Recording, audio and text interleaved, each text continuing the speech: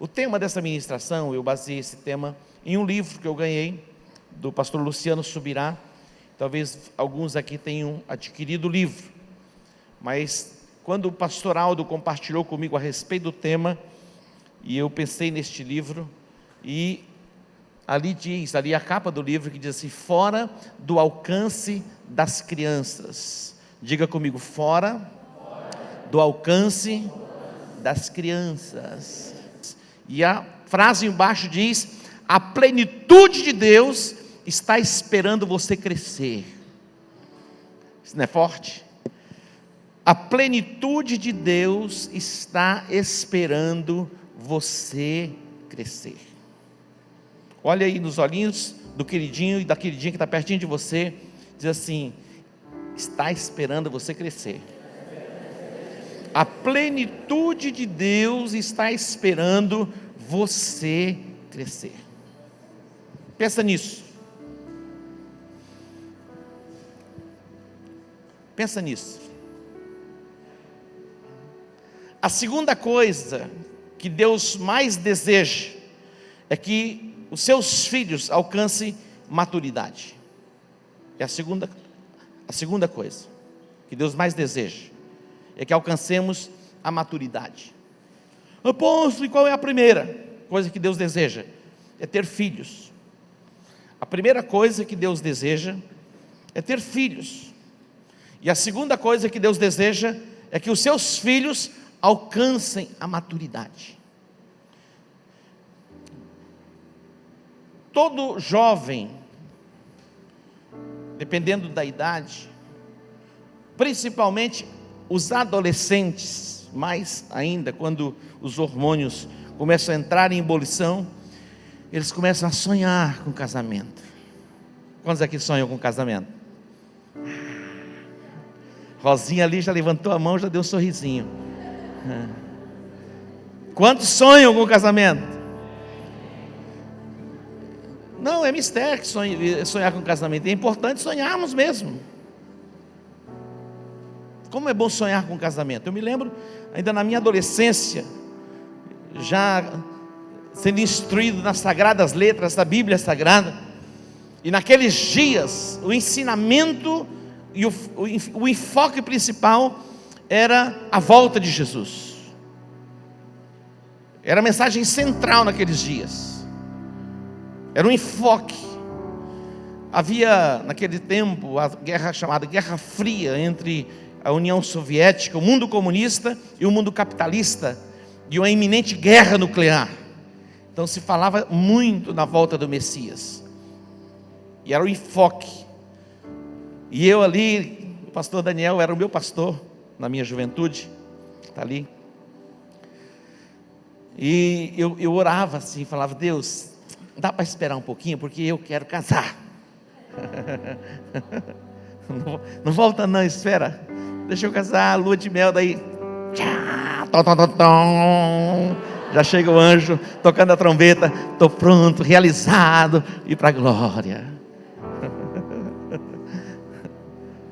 Então, o desejo de cada um que casa, ou mesmo antes de casar, o desejo de um adolescente, de um jovem, é casar. Agora, o segundo desejo de quem casa é o quê? Ter filhos. O segundo desejo de quem casa é ter filhos. O primeiro solteiro é casar, depois que casa, o primeiro desejo é ter filhos. Toda pessoa que casa, ela deseja, ela almeja, ela sonha em ter filhos. Algumas pessoas são impossibilitadas e raramente as pessoas fazem opção. Tem opções. Eu conheço pessoas que fizeram opção de não terem filhos, mas se você pegar de 100, você tira 2 ou 3. E alguns outros são impossibilitados de terem filhos. Mas a maioria de nós sonhamos com filhos. Então, quem casa, almeja. Alguém disse: quem casa quer casa. É verdade. Também quero uma casa. Mas muito mais do que uma casa, com o passar dos dias do tempo, no tempo certo, 1 ano, 2 anos, dependendo da programação de cada um, é ter filhos. E quando começa a demorar, já começa a se angustiar. Nós já oramos na igreja por muitas pessoas que não podiam gerar filhos, e algumas já depois de 10 anos.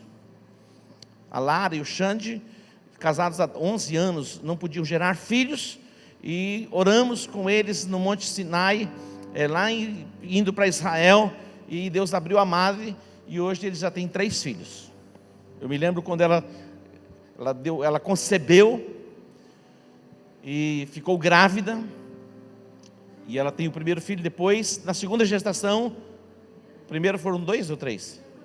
Primeiro foram, isso mesmo, primeira gestação já gêmeos. Ela já assustou, já estava angustiada, porque ela queria um para começar, e vem 2. Falou, ai, Deus exagerou na dose. Não, Deus deu na dose certa. E pouco tempo depois, ela engravida de novo. Aí veio o desespero, e ela começou a ficar angustiada, preocupada. Eu me lembro que o pastor Clodoilson pastor na empresa deles, e ela estava tomada por angústia, preocupação, e o Clodoilson ligou para mim e falou, apóstolo, a Lara está mal. Primeiro nós oramos para que ela tivesse filho, era tudo que ela queria, 10 anos, 11 anos, depois abriu a madre, tem 2, e de repente vem o terceiro, e ele falou, passa lá e ora com ela, porque ela não está bem. Eu falei, tá bom, vou lá. Aí eu disse para ela o seguinte, nós oramos e Deus abriu a madre, te deu 2, e agora veio o terceiro, e ela toda angustiada. Ele faz o seguinte, deixa a criança nascer, dá o bebê para mim que eu vou cuidar dele. Ela falou, pelo amor de Deus, apóstolo, não, eu vou cuidar dele. E hoje está lá cuidando dos 3, feliz da vida. Então quando você casa, você deseja filho. Agora, a segunda coisa é o quê? O amadurecimento. Não há nada mais terrível do que você ter filhos e o filho permanecer no estágio em que ele nasce. Aí é cruel. Então Deus deseja ter filhos. A Bíblia diz que Deus amou o mundo de tal maneira que Ele deu o seu Filho unigênito para que todo aquele que nele crê não pereça, mas tenha a vida eterna. Quando nós olhamos para o Evangelho de João no capítulo 1, João capítulo 1, a Bíblia diz que Jesus veio para os seus, mas os seus não o receberam. Todos quantos o receberam, deu-lhes o poder de serem feitos filhos de Deus, a saber, os que creem no seu nome. Preste atenção, isso fala de novo nascimento. Nós nos tornamos filhos de Deus quando nós nascemos de novo.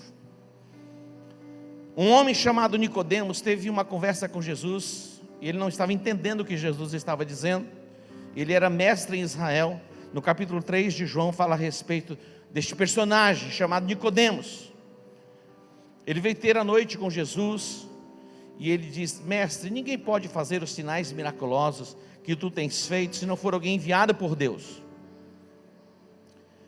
Ele ouve falar dos sinais, das maravilhas que Jesus está fazendo. Aí Jesus vai olhar para Nicodemos e vai falar assim, presta atenção, eu vou falar para você uma verdade. Se você não nascer de novo, você não pode ver o reino de Deus.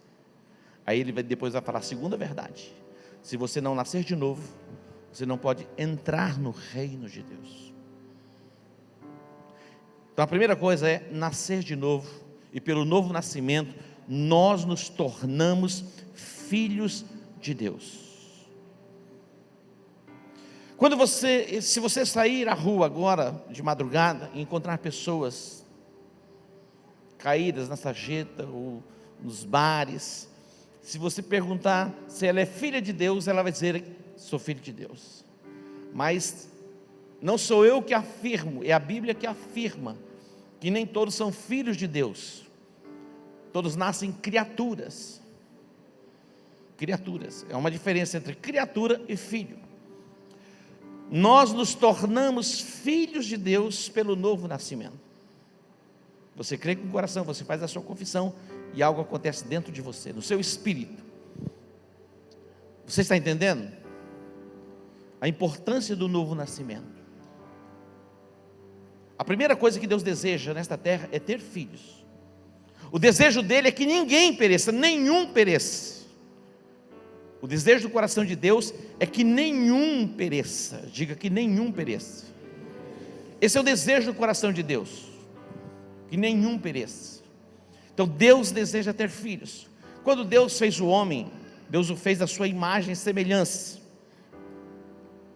Lá no Éden, façamos o homem conforme a nossa imagem e semelhança. Deus não tem um corpo físico, Deus é espírito. Eu e você fomos feitos à imagem e à semelhança de Deus em espírito.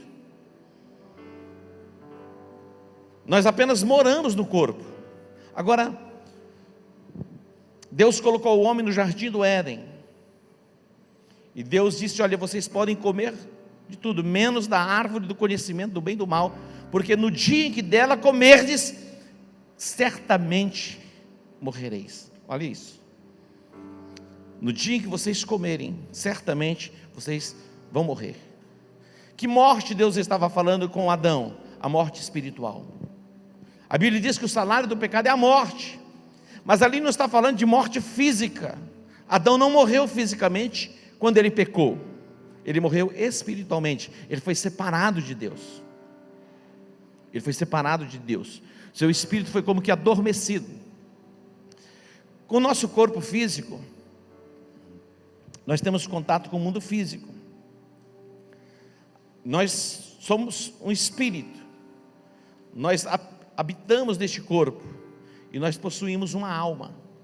A alma fala dos nossos sentimentos, das nossas emoções. Só é possível um ser espiritual se relacionar com outro ser espiritual. Ele se relaciona não pela carne, mas pelo espírito.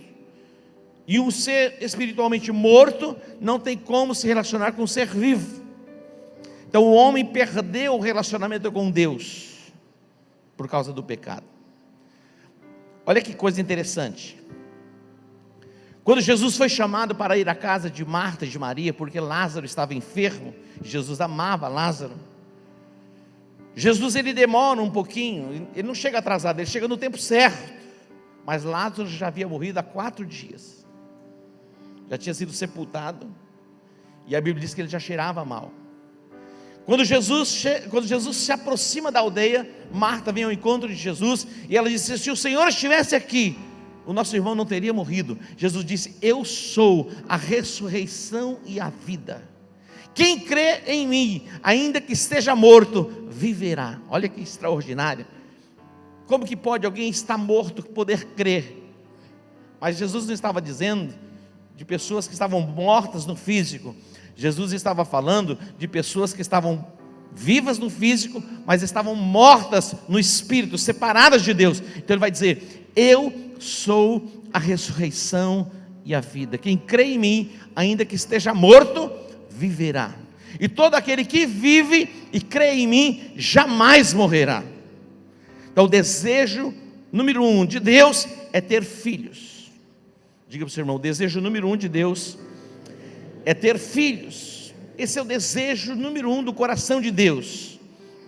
E Deus enviou o seu Filho, Jesus, Filho unigênito, para que todo aquele que nele crê não pereça, mas tenha a vida eterna. Jesus, ele entrou neste cenário, neste planeta, como Filho unigênito. Ele cresceu, ele foi crucificado, e quando ele ressuscitou como primogênito. Fala: apóstolo, vai levar a gente para onde? Para a teologia? É um ensinamento que vocês estão recebendo. Jesus, ele chega neste planeta como filho unigênito, era o único filho. Deus amou o mundo de tal maneira que deu o quê? O seu primogênito. O que é o primogênito? O primogênito é o primeiro de uma série. Então Jesus, ele entra na terra como filho unigênito, era o único filho, mas Deus não queria apenas um filho. Jesus, ele ressuscita agora como o primogênito, o primeiro. Imagina, tudo começa com um, e hoje somos milhões e milhões e bilhões de filhos de Deus na face da terra. Dentre 7 bilhões de pessoas, eu não sei enumerar e não tenho nem isso no meu coração de fazer e contar quantos filhos de Deus vivem no planeta Terra. Não cabe a nós, e é impossível fazer isso. Mas o desejo do coração de Deus é que todas as pessoas sejam alcançadas pelo entendimento e pela revelação e se tornem filhos de Deus. Tem algumas coisas que não dá para falar, igual o apóstolo Paulo. Conheço um homem que foi arrebatado até o terceiro céu. Então tem primeiro céu, segundo céu, terceiro céu, e tinha uma novela chamada O Sétimo Céu.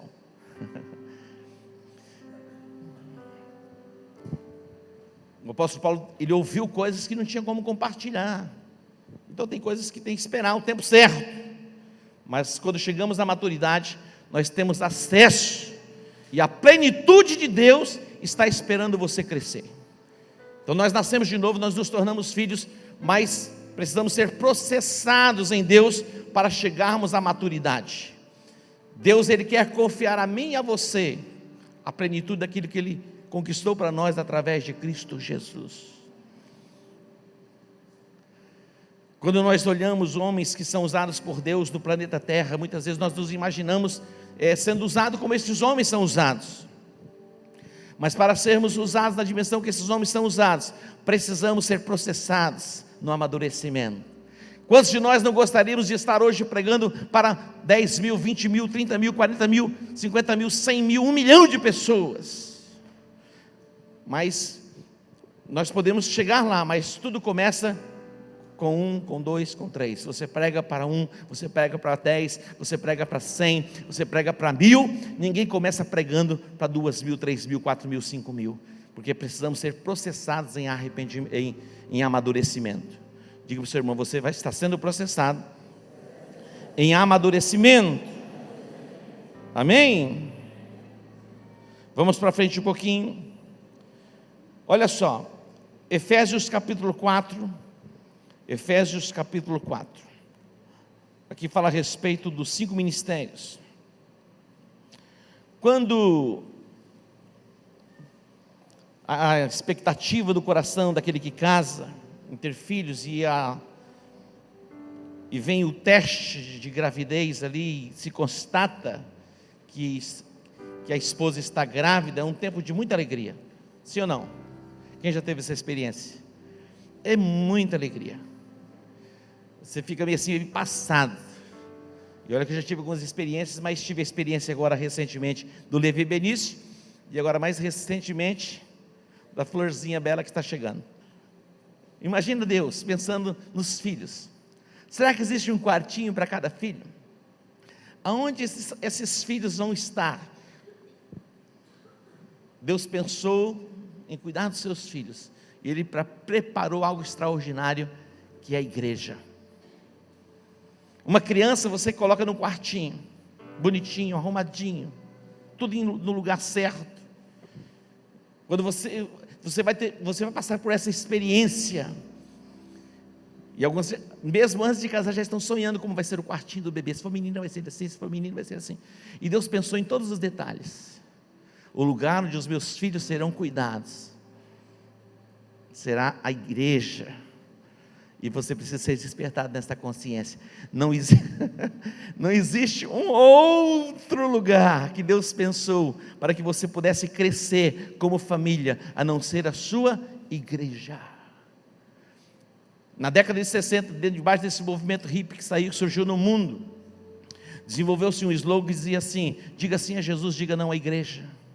Imagina a criancinha quando nasce: não, eu não quero ir para o quartinho não, mamãe, eu quero ficar lá na calçada. Ninguém vai ficar na calçada. Bebê não fica na calçada. Bebê, ele vai crescer, vai ser cuidado e vai dormir no quartinho.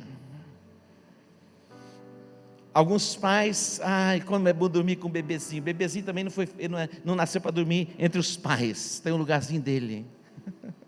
Amém? Ai, meu bebezinho tão gostosinho, vai começar a crescer mesmo, vai ser um problema. Vai para o quartinho dele. Diga bebezinho, vai para o quartinho do bebezinho. E na igreja, todos aqui nascemos de novo, somos filhos de Deus. Existe um lugar onde somos cuidados. E onde nós somos cuidados? Diga na igreja. Agora olhe para o seu irmão e diga: a plenitude de Deus está esperando você crescer. Uma criança biológica, ela se alimenta com leite. Ela começa no processo de alimentação com leite. Nós, filhos de Deus, nos alimentamos da palavra de Deus. Olha só, os nossos filhos biológicos, eles são nutridos com leite. Agora, nós como filhos espirituais de Deus, nos alimentamos do quê? Da palavra. Nos alimentamos da palavra. Uma criança, na questão biológica, quando ela não é nutrida, ela é subnutrida, ela perde a capacidade de crescimento. Nós, como igreja evangélica em Campo Grande, temos uma promessa da parte de Deus, que é a abundância do trigo, do vinho novo e do azeite. Isso vai proporcionar a nós crescimento e saúde espiritual. Amém, queridos? Olha só, agora vamos lá para Efésios capítulo 4. E ele deu uns como apóstolos, e outros como profetas, e outros evangelistas, e outros pastores e mestres. Faça assim com a sua mão. São 5 os ministérios: apóstolos, profetas, evangelistas, pastores e mestres. Um ministério não é maior que o outro, a função é diferente. Não existe, o apóstolo é maior que o pastor é maior. Não existe, um é maior do que o outro. São funções diferentes para o corpo de Cristo. Agora, ali explica para quê. Tendo o quê? Em vista, diga, tendo em vista o aperfeiçoamento dos santos. Os ministérios foram estabelecidos por Deus para o aperfeiçoamento dos santos, para o desempenho do ministério. Está lá. Para a obra do ministério, diga ministério. Quando nós olhamos para Brasília, são 39, 40 ou mais ministérios. Qual é a função de um ministério? Servir a nação. Qual a função de um ministro? É servir a nação. Então diz que os apóstolos, profetas, evangelistas, mestres, pastores e mestres foram estabelecidos no corpo de Cristo para o aperfeiçoamento dos santos. Diz mais, para a obra do ministério, para a edificação do corpo de Cristo. Versículo 13: até que todos cheguemos à unidade da fé. Diga, a unidade da fé. Olha só, para que pensemos da mesma forma. O apóstolo Paulo, ele repreende a igreja de Corinto, porque ali as pessoas pensavam de formas diferentes, cada um caminhava numa direção. Isso fala de alinhamento de propósito. Essa é a nossa chamada como igreja. Estamos sendo alinhados no propósito. Jerusalém, Judéia, Samaria, e chegarmos aos confins da terra. Do nosso meio aqui Deus vai levantar apóstolos, profetas, evangelistas, mestres e pastores que alcançarão as nações da terra. É possível que daqui a 10, 15 anos tenhamos o acampamento, e aqueles que têm a memória e gostam de guardar as coisas e escrevem, vão poder rever os manuscritos daquilo que está sendo ministrado aqui. Quem sabe você vai estar na Ásia, você vai estar lá na África, você vai estar lá na Europa, você vai estar lá na América do Norte, seja lá onde for, da Patagônia, seja no Caribe. Ah, apóstolo, me manda para o Caribe.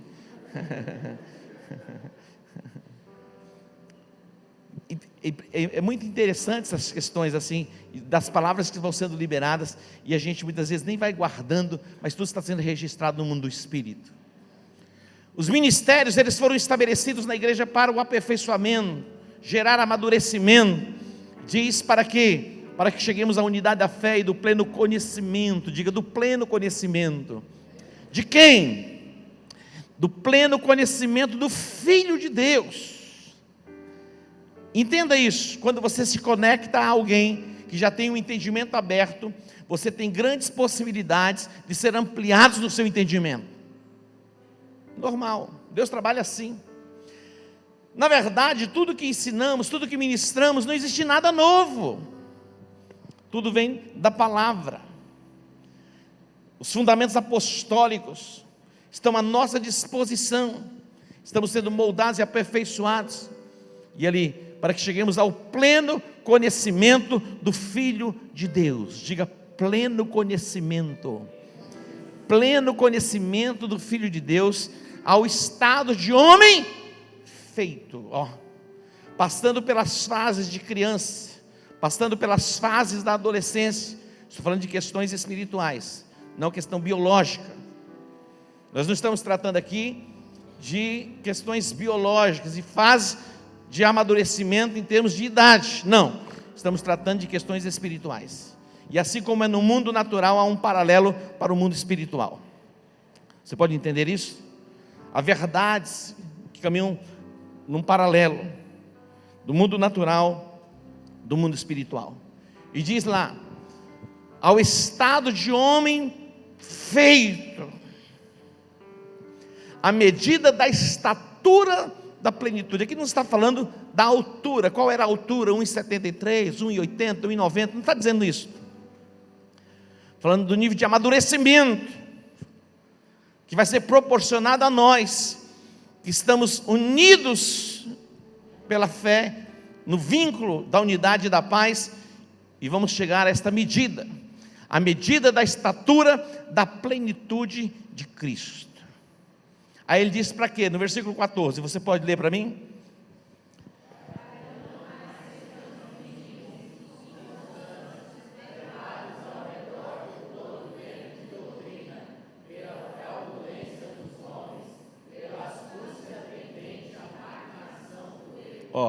Para que não sejamos mais meninos inconstantes, para que não sejamos mais meninos inconstantes, que vivem na oscilação.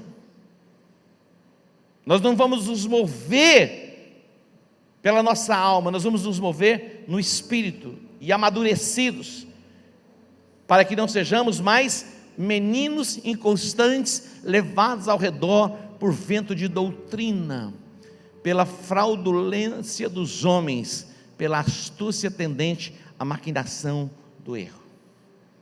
O apóstolo Paulo, ele diz assim: olha, quando eu era menino, eu pensava como menino, eu agia como menino, eu falava como menino, mas depois ele se expressa, tem uma tradução assim: eu desisti,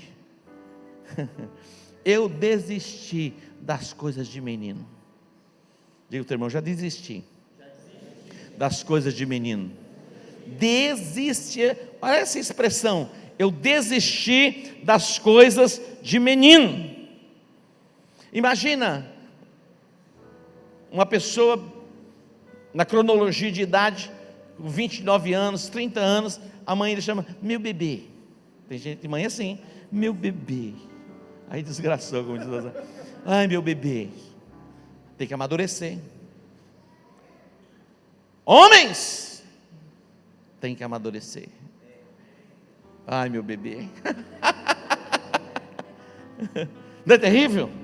Imagina isso. Não assumiu responsabilidade. 25, 30 anos, dependência total. Deus vai nos levar a um novo nível de entendimento e seremos amadurecidos nele. Diga, seremos amadurecidos. Como Deus trabalha para que sejamos amadurecidos? Preste atenção. Uma das maneiras de Deus trabalhar para que possamos amadurecer é tirando o conforto. Escute bem. Tirando o quê? O conforto. Queridos, nós somos uma geração que temos muito conforto. Graças a Deus o conforto é bom, mas muitas vezes o conforto em demasia impede o amadurecimento. Deus, Ele tira o conforto para que possamos amadurecer. Então esse desconforto em que você está vivendo, que você está passando agora, não é para destruir você, mas é para amadurecer você, porque há uma obra perfeita da parte de Deus, que Deus quer que você tenha acesso, e só pode ter acesso aqueles que são processados em amadurecimento. Sem amadurecimento nós não temos acesso a algumas coisas, mesmo como filhos biológicos, e um pai tendo toda a condição de dar a ele o que o filho quer, um pai debaixo de sabedoria, jamais ele dá tudo que um filho quer. Ele vai suprir as necessidades de um filho, mas vai ter limitações naquilo que dá ao filho, porque senão não há amadurecimento. A maioria dos filhos que assumiram responsabilidade e amadureceram foram filhos que não foram mimados pelos pais e não tiveram coisas em excesso. Então Deus, Ele deseja o nosso amadurecimento, e muitas vezes, para que possamos amadurecer, nós precisamos também passar pelas provas, e as provas vai gerar em nós perseverança e algumas outras coisas mais. Aí eu pergunto: quantos desejam amadurecer? Ai, pastor, mas vai ter desconforto? Vai ter desconforto. Não tem como amadurecer se não for processado em desconforto. Me lembro quando a Rafaela e a Rebeca foram para estudar nos Estados Unidos, foi um tempo de grande desconforto para mim e para elas. Acho que pior foi para mim, mas como pai eu me lembro até hoje. A Marisa, nós nos preparamos, e a Marisa foi levar a Rebeca, eu fiquei com a Rafaela. E quando nós levamos elas no aeroporto, eu já voltei para casa aos prantos, uma dor terrível, chorando demais. E a Rafaela chegou em casa, tentou me consolar, disse: pai, nós plantamos uma semente, pai, mas não tinha consolo. Eu chorei não sei quantos dias. Você já viu aqueles cachorrinhos quando você separa da mãe, que chora 2, 3 dias sem parar? Não chora? E foi assim que eu fiquei, uma dor terrível. E eu me lembro que quando nós chegamos em casa, por volta de 11 horas da noite, a Marisa ligou para mim e disse: olha, nós não vamos poder embarcar aqui, porque não tem autorização sua, e ela é de menor. Isso no aeroporto em São Paulo. Pensei: oxa, então agora é hora de voltar, não precisa nem ir mais, tanta dor no coração. Ela falou: você precisa ir na Polícia Federal e fazer um documento, e eles encaminharem para cá, daí eles vão nos liberar. E eu fui para a Polícia Federal. Era meia-noite, quase meia-noite, faltava pouco tempo para que ela, senão ela ia perder o avião. Quando eu cheguei na Polícia Federal, que eu fui subir umas escadas assim, e eu apertei uma campainha, a pessoa abriu. Quando ela me falou: ô pastor, tudo bem? O que o senhor precisa? Meia-noite chegando na Polícia Federal? Eu falei: eu preciso de um documento. E a pessoa me conhecia. Deus prepara as coisas. Eu fiz o documento, elas foram. Mas aquilo doeu muito dentro de mim. E as pessoas que lá receberam a Rebeca, muitas delas diziam assim: ela não vai suportar. Ela não vai suportar. Mas ela nunca pensou em desistir, perseverou até o fim, tanto ela quanto a Rafaela. Isso faz parte do quê? Processo de amadurecimento. É fácil? Não é fácil, mas é necessário para o amadurecimento. Deus trabalha assim conosco, preste atenção. Você acha que Deus não quer que você já viva a plenitude aqui nesta terra de tudo que Ele fez por você na cruz, através de Jesus Cristo? Lógico que Ele quer. Será que Deus não deseja que você tenha a sua casa própria? Deus não deseja que você tenha o seu carro próprio? Deus não deseja que você tenha o seu helicóptero próprio, o teu avião próprio, tudo mais próprio? Qual o problema ter? Agora, você está preparado para isso? Imagina aquela criança de 5, 6 anos de idade: eu quero uma motinha assim, ou então eu já quero uma Ferrari. O pai pode dar uma Ferrari? Pode dar uma Ferrari, mas se o pai for sábio, jamais dá uma Ferrari para um filho de 15 anos, 16 anos de idade. É loucura. Nem um paliozinho, nem um Fiatzinho 150 lá, esse 147 nem existe mais, né? Aquele Lada russo, lata pura, não tem como dar. A plenitude de Deus está esperando você crescer. A plenitude de Deus está esperando você crescer. Eu queria arrebentar nessa cidade. Tudo vem no tempo certo. Processado em amadurecimento. Não é: eu tenho 20, 30 anos de crente, 50 anos de crente, 150, isso não importa. Não é o tempo cronológico que amadurece você. Tem pessoas que não amadurecem nunca. Diga: amadurecimento é o que Deus deseja. É o segundo maior desejo do coração de Deus. Deuteronômio 32, 11 e 12. Se precisar, Deus tira o conforto. Dá para entender? Se precisar, Deus tira o conforto. Diga para o seu irmão, se precisar, Deus tira o conforto.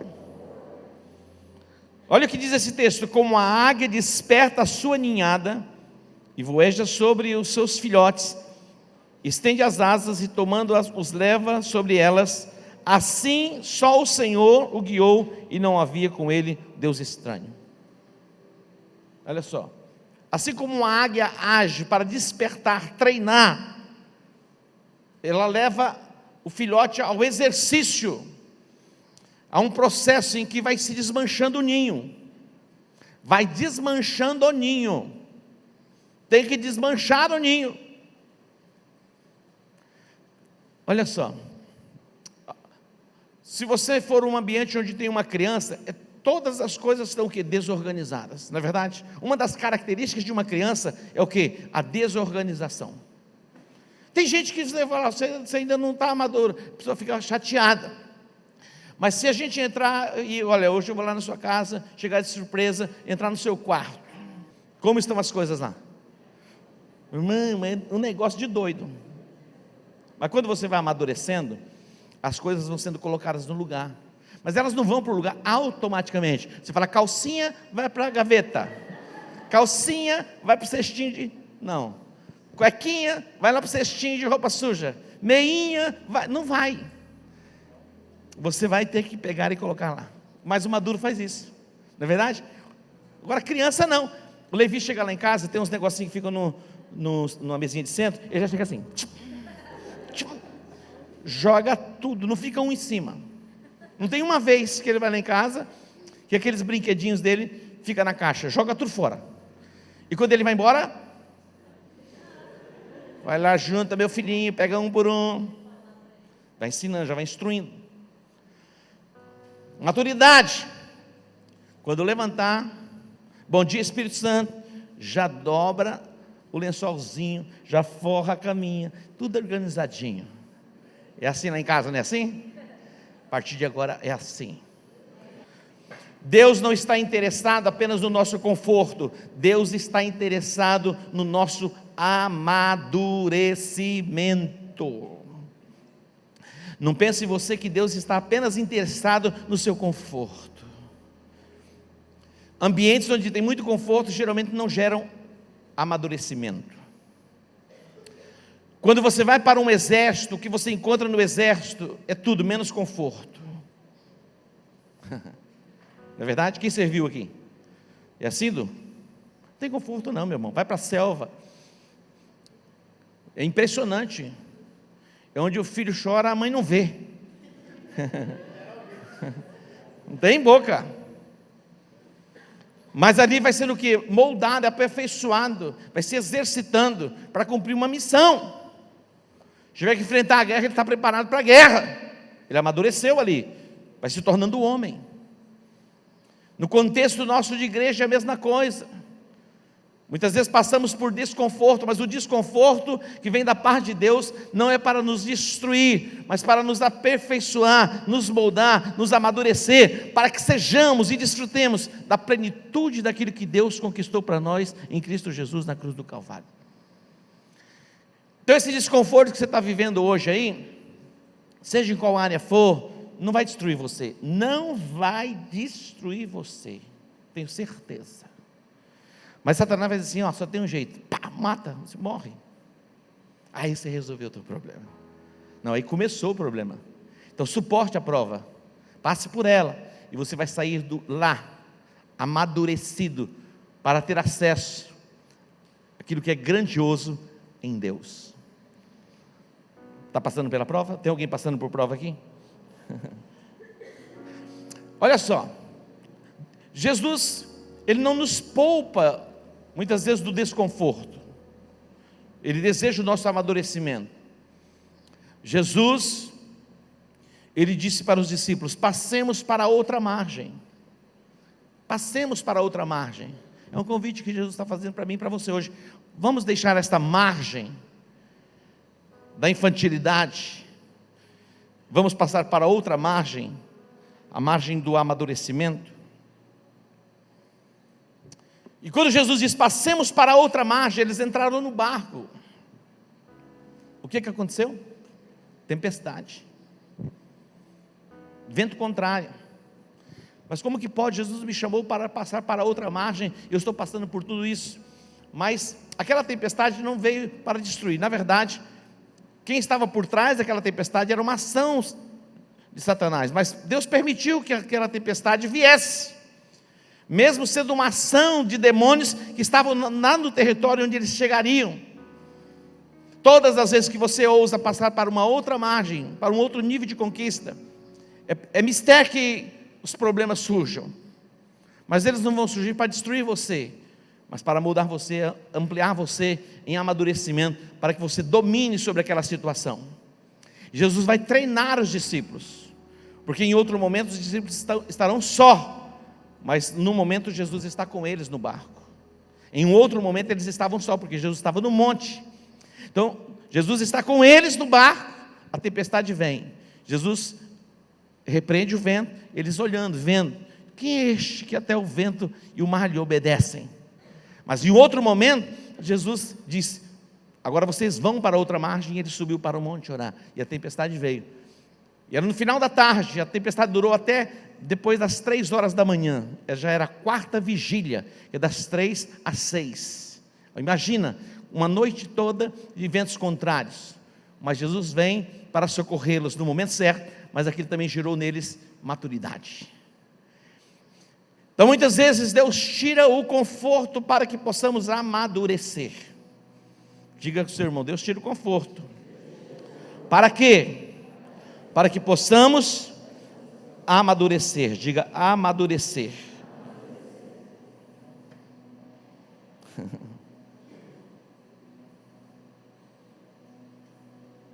Diga para o seu irmão, o crescimento é gradativo. O crescimento é gradativo. Preste atenção no que eu vou dizer para você. Não fique chateado com você, magoado com você, porque você ainda não amadureceu. Ninguém nasce maduro. Na verdade, quando você nasce imaturo. Mas você vai sendo processado, e você vai alcançando maturidade. Escute mais aqui algo que eu vou dizer para vocês. Ninguém entra no ministério e começa o ministério na plenitude do amadurecimento. Ninguém, não existe. Não existe. Se nós formos esperar as pessoas, lógico, a Bíblia fala a respeito do neófito. O neófito, que é o novo convertido, ele não deve receber funções, como se tornar um bispo, se tornar um pastor já de imediato. Não é mistério, e não é de bom tom que uma pessoa se converta em 1 ano, 2 anos, já se torne pastor. Não está experimentado para aquela função, vai ter problema. Então existe um tempo para o amadurecimento. Mas também você pode ter 5, 6, 7, 8 anos de convertido, e Deus te chama para o ministério. Quando você entra no ministério, você não está na plenitude do amadurecimento, ainda você vai ser muito processado em amadurecimento. E pela vida toda nós estamos sendo processados. Deus é assim. Senão também não teria ninguém no ministério, porque ninguém entra na plenitude. Imagina Pedro no ministério, ele não começa maduro. O próprio apóstolo Paulo, ele entra e vai sendo processado, ele vai tendo essas experiências com Deus, vai tendo experiência com Jesus, tendo experiência com o Espírito Santo, mas Deus não desiste de nós por causa da nossa imaturidade.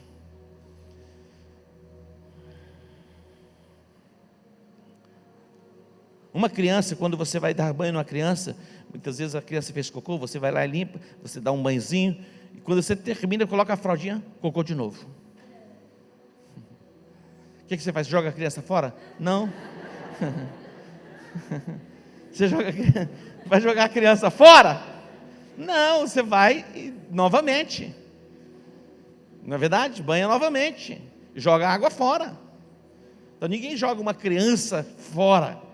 Então Jesus não vai jogar ninguém fora, amém? Ele está vendo a sua imaturidade, mas uma coisa é certa, Ele vai tirar o conforto para que você amadureça. Diga, vai tirar o conforto para que você amadureça. Êxodo capítulo 23, Êxodo 23, 29 e 30, olha o que diz esse texto. Não, olha o que está dizendo: não os expulsarei num só ano, para que a terra não se torne em deserto, e as feras do campo não se multipliquem contra ti. Pouco a pouco os lançarei de diante de ti, até que te multipliques e possuas a terra por herança. Quando Israel chegou na terra de Canaã, a terra prometida, eles não possuíram a terra num só ano, num só ano.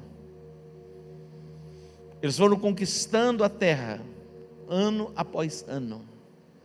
Então, o nosso crescimento em Deus e as nossas conquistas em Deus, elas também acontecem exatamente assim. Ninguém aqui vai chegar na plenitude e ter tudo de Deus em 1 ano, 2 anos, 3 anos, 4 anos, 5 anos, é uma vida. Diga, é uma vida. Mas é preciso o quê? Amadurecer. Diga, é preciso amadurecer. E à medida que você vai sendo processado em amadurecimento, Deus vai confiando mais coisas a você. Deus tem um ministério glorioso para você. E Deus quer confiar a nós aquilo que é grande dele e nele. Mas Ele só pode confiar se formos processados em amadurecimento. Não tem como um neófito assumir uma função de destaque na igreja, no corpo de Cristo. Precisa ser processado em amadurecimento. Diga maduro. Diga maduro.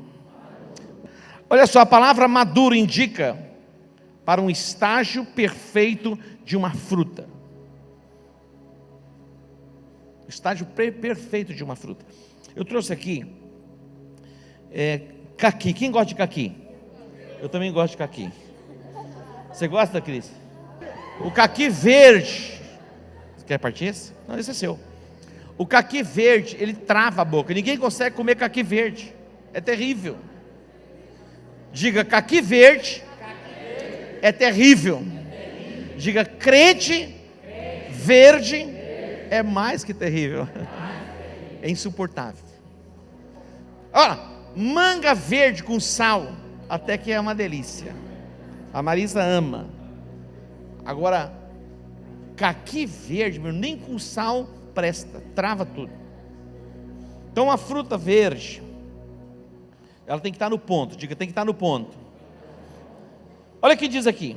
Eu vou ler algumas coisas para vocês. O neófito é aquele que é verde. Ele precisa aprender mais a palavra, ser cheio do Espírito Santo, ser moldado por Deus em várias áreas da sua vida. Viver uma vida cristã madura é viver o equilíbrio em todas as áreas. Viver uma vida cristã madura é viver uma vida equilibrada.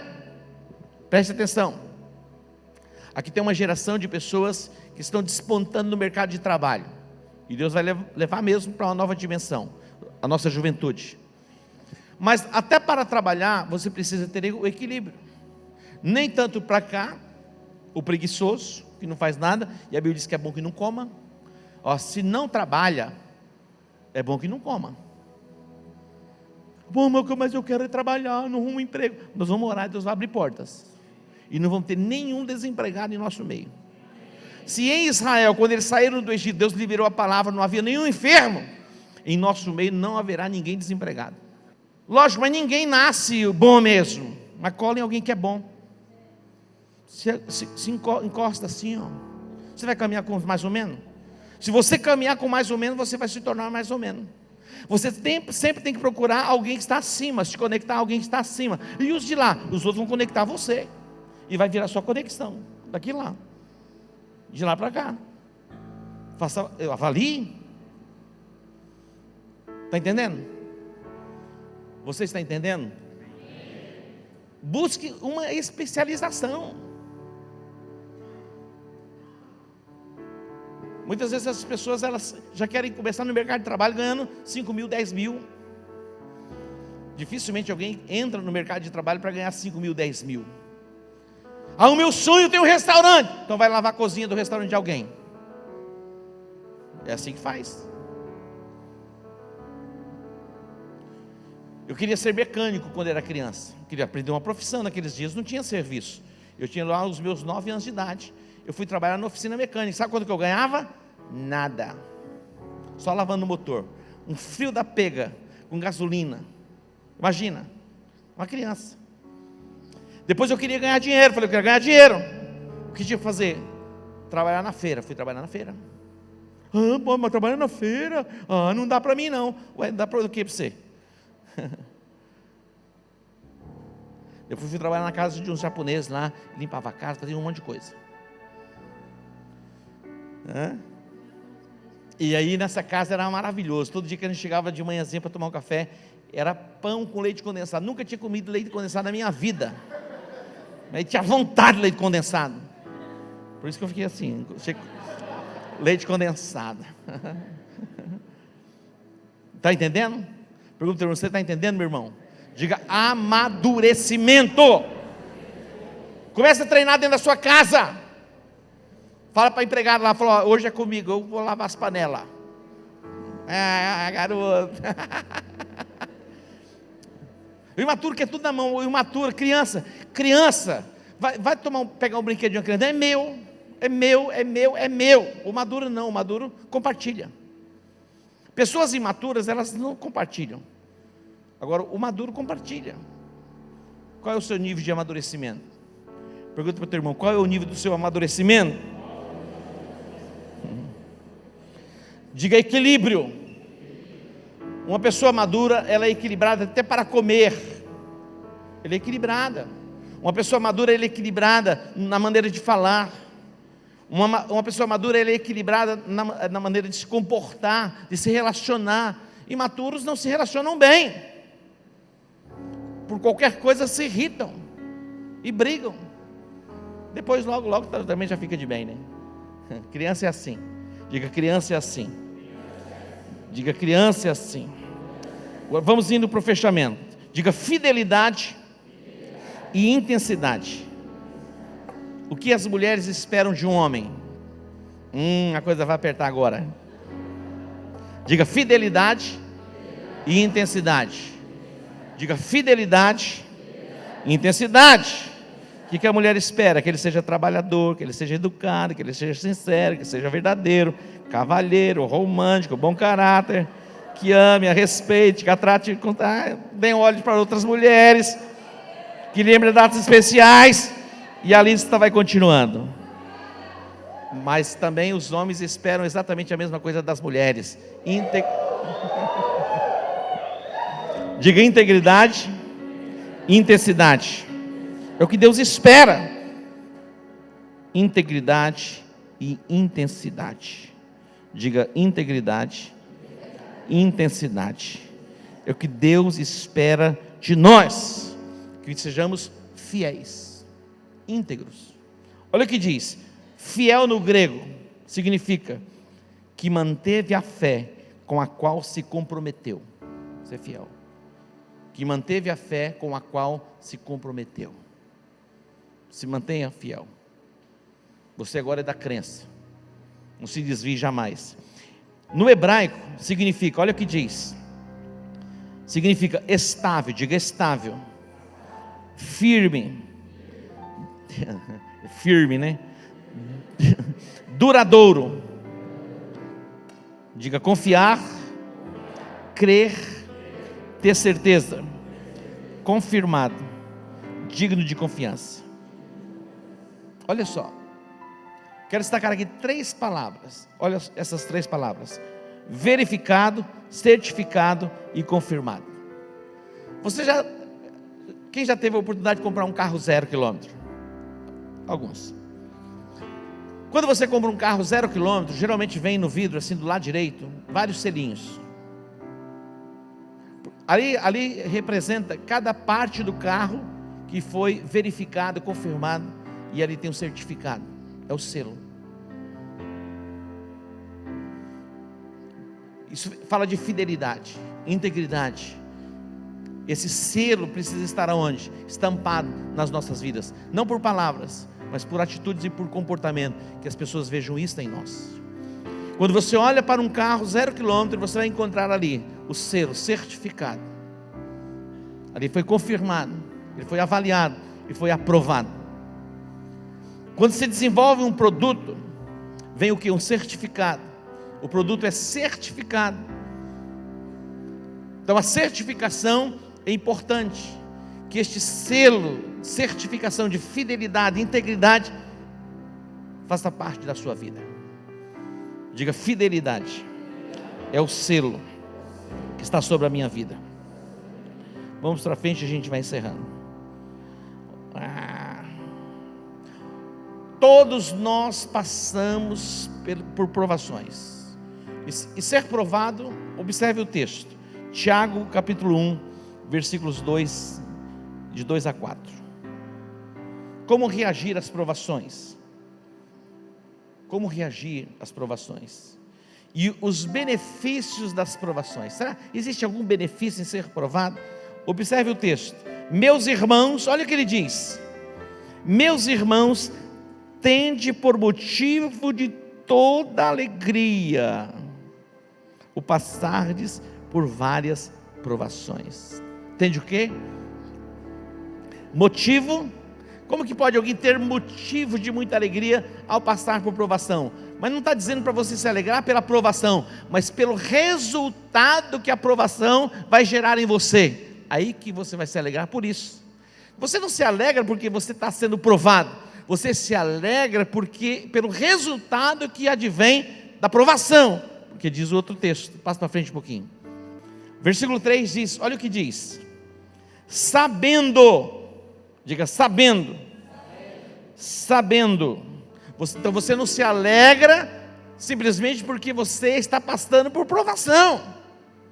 Você se alegra porque você sabe o que a provação vai gerar em você. Diz o texto: sabendo que a provação da vossa fé, ou a prova da vossa fé, uma vez confirmada, produz o quê? Perseverança. Olha que coisa extraordinária.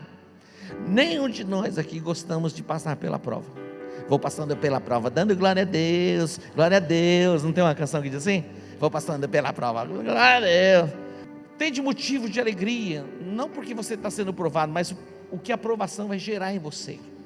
Imagina, o resultado vai gerar em você perseverança, vai gerar em você experiência. Muita coisa boa advém da provação. Mas eu confesso que ser provado não é brincadeira não, mas é necessário para gerar em nós amadurecimento. Diga amadurecimento. Diga para o seu irmão: Deus vai provar você, mas não vai destruir você. Vamos para frente, encerrar com esse texto. 2 Reis, capítulo 13, versos 14 a 19. Olha o que diz esse texto. Diga comigo: fidelidade e intensidade. Isso é muito importante. Já está tarde, eu vou encerrar aqui, mas eu quero destacar esse texto. Olhe para o texto. Estando Eliseu padecendo da enfermidade de que havia de morrer, Eliseu era um profeta, Jeoás, rei de Israel, desceu a visitá-lo, chorou sobre ele e disse, olha só, o rei de Israel foi visitá-lo, chorou sobre ele e disse: meu pai, carros de Israel e seus cavaleiros. Então lhe disse Eliseu, olha, Eliseu era um profeta que estava doente, estava sendo visitado pelo rei, e Eliseu lhe disse: toma um arco e flecha. Ele tomou um arco e flechas. 16, disse ao rei de Israel: retens o arco, e ele o fez. Então Eliseu pôs as mãos sobre as mãos do rei e disse: abre a janela para o oriente. Ele abriu. Disse mais Eliseu: atira, e ele atirou. Prosseguiu: flecha da vitória do Senhor, flecha da vitória contra os sírios, porque ferirás os sírios em Afeca, até os consumir. Diga: até os consumir. Você vai ferir os sírios até os consumir. Diga: até os consumir. Versículo 18. Isso é tremendo, preste atenção, você vai entender esse texto. Isso vai marcar a sua vida. Isso vai fazer toda a diferença daqui por diante, na sua chamada ministerial e na sua vida profissional. Você me ouviu? Ou já estão dormindo? Diga: lógico que não. Então preste atenção que eu vou encerrar aqui, que eu vou falar sobre intensidade. Diga: intensidade. Olha só, diz o texto, 18, disse ainda: toma as flechas, e ele as tomou. Então disse o rei de Israel: atira contra a terra, e ele a feriu, quantas vezes? E o que fez mais? E cessou, 3 vezes. Atente para o 19, ao que o homem de Deus se indignou, diga se indignou, muito contra ele. Mas ele não fez o que o homem de Deus ordenou que ele fizesse? Aparentemente sim, e sim. Olha o que ele disse, o homem de Deus disse: 5 ou 6 vezes o cabeção. Não está escrito cabeção lá não, né? Quantas vezes ele lançou? Ele feriu a terra? Não, quantas vezes ele feriu a terra? 3. Olha o que o profeta está dizendo: 5 ou 6 vezes a deverias ter ferido. Então feririas os sírios até os consumir. Porém agora, só 3 vezes ferirás os sírios. Preste atenção. Diga comigo: fidelidade e intensidade. Ser fiel é importante? Lógico que é importante. Mas se você for apenas fiel e não for intenso, você não alcança aquilo que você almeja alcançar. Tem que ser intenso. Diga, tem que ser intenso. Meu irmão, tem que ser intenso. Não dá para ser mais ou menos. Aqueles que se destacam em qualquer área da vida, eles são intensos. O que ora mais ou menos, ora mais ou menos. O que ora com intensidade, se destaca. O que lê a Bíblia de uma forma diferente, intensa, ele vai crescer. Lá no seu trabalho é a mesma coisa.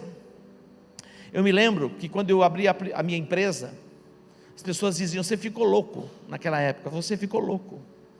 A inflação era uma coisa por volta de 100% ao mês. O juro era um absurdo.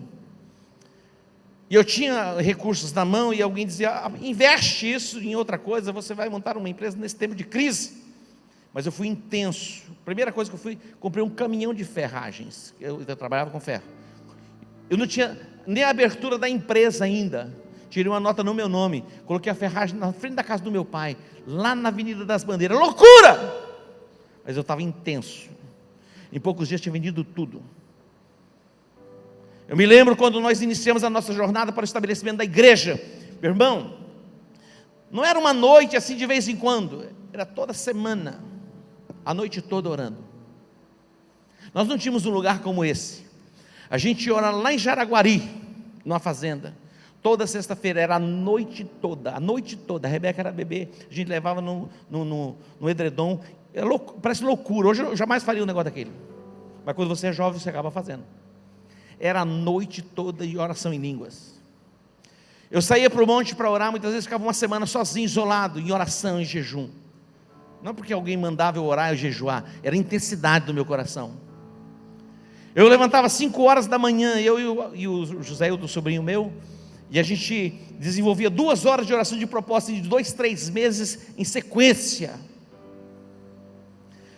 Você não imagina quantas vezes eu fui ao Parque dos Poderes orar naquilo ali nas madrugadas, muitas e muitas vezes, mas muitas vezes, oramos naquele Tribunal de Justiça. Hoje nós temos desembargador na igreja, nós temos uma secretária de Estado lá na secretaria, uma secretária lá da igreja, resultado do que? Da intensidade que nós fizemos lá atrás. Presta atenção, vamos encerrar aqui. Não seja mais ou menos, ou você é ou não é, seja intenso em Deus. Loucura mesmo, como o Lucinho diz. Seja louco por Jesus. Faça diferente. Não trate a oração como mais uma oração. A pessoa fala: puxa vida, o apóstolo agora inventou 1 vez por mês, uma semana de oração. Não tem o que fazer? Seja intenso. No seu trabalho, seja intenso. Na sua escola, seja intenso. A sua intensidade e entrega e fidelidade. Jeoás, o profeta já estava doente, por morrer. Você apenas vai ferir, mas você não vai consumir, porque você não deveria ter lançado apenas 3, você deveria ter lançado 5 ou 6, um pouco mais. Vamos encerrar aqui. A Bíblia diz: olha, se a gente fizer o que apenas somos mandados, nós somos considerados servos inúteis. Se fizermos apenas o que somos mandados, somos considerados servos de Deus, temos que fazer além. Além, as pessoas vão reclamar. Olha só, aquela mulher com vaso de alabastro, ela podia muito bem chegar com um vasinho para Jesus. Eu trouxe um vasinho de alabastro para você. Que diferença tinha feito? Meu irmão, a mulher quebrou o vaso, beijava os pés de Jesus, ela foi intensa. Jesus falou: epa, essa história, onde for proclamado o Evangelho, vai se lembrar dela, até hoje. Eu estou falando da mulher aqui. Agora, se ela tivesse simplesmente dado um vasinho de alabastro lá de qualquer jeito, ela foi intensa, essa é a diferença. Seja intenso em Deus. Enquanto todo mundo está azarando por aí, vai para Deus. Daqui 5 anos, 10 anos, nós vamos nos encontrar. E você vai falar: apóstolo, o que Deus fez na minha vida? Não vai nem isso. Fidelidade e intensidade. Servo bom e fiel. Deus está confiando a cada um de nós talentos. A uns 5, outros 2, outros 1. Não enterre o seu talento. Seja intenso e multiplique. Aquela mulher, quando você é intenso, você vai receber críticas. Quando você se compromete com a visão da igreja, a visão que Deus tem nos dado: poxa, você está demais, você virou agora carroça, você não tem mais o que fazer. Seja intenso. Olha só, eu observo, as pessoas mais intensas são as que mais crescem. Quando chega alguém à igreja e quer um lugar para ir, uma célula, ela procura algumas pessoas e diz: me indica uma célula. Geralmente ela é indicada para aquele que tem mais. O cara já está lotado de discípulo. E geralmente não é enviado para aquele que tem um discípulo, meio discípulo, tem gente que tem 1/4 de discípulo. Mas manda para ele. A Bíblia diz: ao que tem lhe será dado, e o que não tem, até o que tem é tirado. Olha que isso é forte. Esse versículo é esquisito, né? Mas eu vou falar dele outro dia. Vamos orar?